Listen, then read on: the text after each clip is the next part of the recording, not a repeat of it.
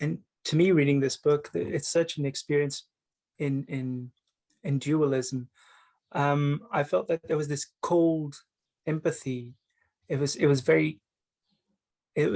almost like it's born out of despair that people need each other because they need each other. And I feel like, Raul, how did you engage with the text in a way that you can kind of replicate the same kind of difficult sentiments in a different language? How did it work for you? I mean, I had like a very interesting relationship with this book because what happened was the original translator like effectively dropped out. I don't know why for in like March 2020, and because of the funding, it was funded by some EU specific grant that meant it had to be published by like December 2020 or January 21st. So I got the job at the last minute, like with about 4 months to translate the whole book. I'd read another of Afonso's novels, but not this one. So I didn't really have time to like develop a relationship with it. I just had to really throw myself in.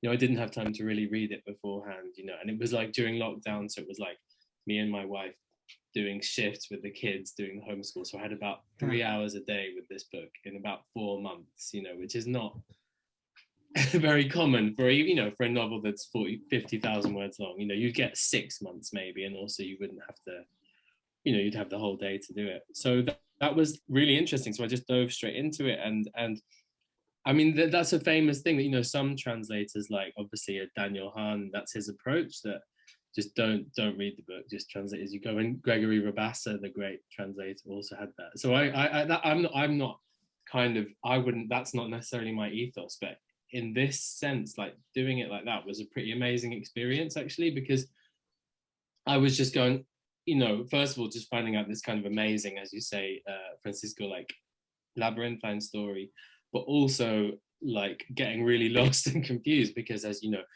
there's the two sides. It's like a sandwich, right, which you can see physically from the book.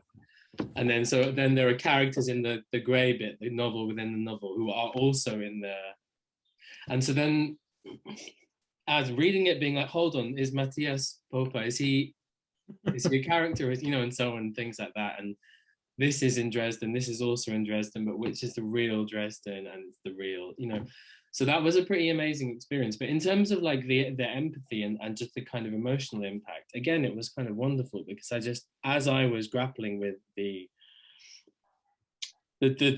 many linguistic challenges which Afonso kindly left for me, I also like had to kind of try and process the book on that kind of emotional level, with all these, you know, beautifully drawn characters and the way dealing with this horrific tragedy of the kind of large scale tragedy of Dresden, and then the small scale, or the many mini tragedies that happen within the book, all these deaths and injustices and stuff. So it was quite the experience.